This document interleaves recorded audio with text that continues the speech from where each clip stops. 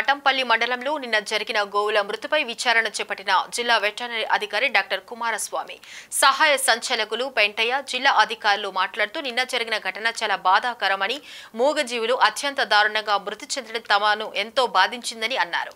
అక్రమంగా గోవుల్ని తరలించడం చట్టరీత్యా నేరమని, అక్రమంగా గోవులు తరలించే వారిపై కఠిన చర్యలు ఖచ్చితంగా శాఖపరంగా తీసుకునేలా వ్యవహరిస్తామని అన్నారు. గోవులని తరలించేటప్పుడు పూర్తి స్థాయిలో నిబంధనలు అన్ని పాటించే విధంగా ఉంటేనే అనుమతి ఇవ్వడం జరుగుతుందని, లేకపోతే అనుమతించడం జరగదని అన్నారు. నిన్న గోవులు చనిపోయిన ఘటనలో 16 గోవులు మృతి చెందగా నేడు చికిత్స అందిస్తూ ఉండగా మరొకటి చనిపోవటం జరిగింది. మొత్తం 17 చనిపోవటం జరిగింది. అక్రమంగా తరలించే వారిని పట్టుకొని కేసు నమోదు చేయడం కూడా జరిగిందని, అయితే ఇందులో ఎప్పుడైతే గోవుల్ని పట్టుకున్నారో వెంటనే సంబంధిత వెటర్నరీ డాక్టర్ కి సమాచారం అందించాలని, కానీ స్థానిక పోలీసులు అలా చేయకపోవటం కూడా గోవులు చనిపోవటంలో ఒక భాగమని అన్నారు.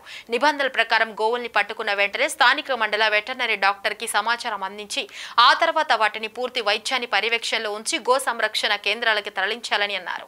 మొన్న 28వ తారీఖు రోజు సూర్యాపేట జిల్లాలో ఈ పశువుల రవాణా సందర్భంగా జరిగిన సంఘటన చాలా దురదృష్టకరం. ముఖ్యంగా పశువుల రవాణాలో ఇప్పుడు పశువుల రవాణాలో తీసుకోవాల్సిన జాగ్రత్త చర్యలు తీసుకోకపోవడం వలన ఈ దుర్ఘటన జరిగింది. ముఖ్యంగా ఈ రవాణా చేసే పశువులను కూడా అవి కోతకు తీసుకెళ్లడం జరుగుతూ ఉంది. సూర్యాపేట నుండి కదిరి జిల్లా సత్యసాయి జిల్లాకి రవాణా చేయడం జరుగుతూ ఉంది. ఈ సూర్యాపేట జిల్లాలోని మఠంపల్లి చెక్పోస్ట్ వద్ద చెక్పోస్ట్ వారు మన వెహికల్ని అడ్డగించడం జరిగింది.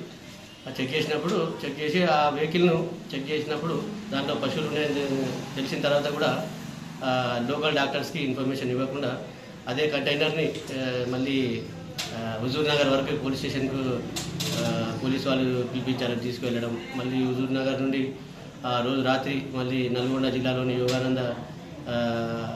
యోగానంద గోశాలకు తరలించడం జరిగింది. ముఖ్యంగా ఈ పశువుల రవాణా విషయంలో ఎలాంటి అది ఉన్నప్పటికీ ఇమ్మీడియట్గా వెహికల్ని ఆపేసి ముందు పశువులను దింపాల్సి ఉండే. అది క్లోజ్డ్ కంటైనర్. ముఖ్యంగా పశువుల రవాణాలో వెహికల్స్ సపరేట్ ఉంటాయి. ఆ వెహికల్స్లో వెంటిలేషన్ ఉంటుంది. స్లిప్పర్గా అంటే మన పశువులు వాటి సపరేట్గా కంపార్ట్మెంట్స్ ఉంటాయి. ఒక పశువు ఇంకో పశువు మీద పడకుండా స్టాంపేడ్ కాకుండా. అలాగే చుట్టూ సైడ్స్ కూడా ఫోమ్ ఉంటుంది. అంటే పశువులకు కోతకు తీసుకెళ్లే పశువులు అయినప్పటికీ దాని ఆ స్టేజ్ వరకు కూడా పశువుల పైన ఎలాంటి హింసాత్మక చర్యలు లేకుండా అలాంటి సౌకర్యాలు ఉన్నట్టు ట్రాన్స్పోర్టేషన్ వెహికల్లో అలాంటి సౌకర్యాలు ఉంటాయి.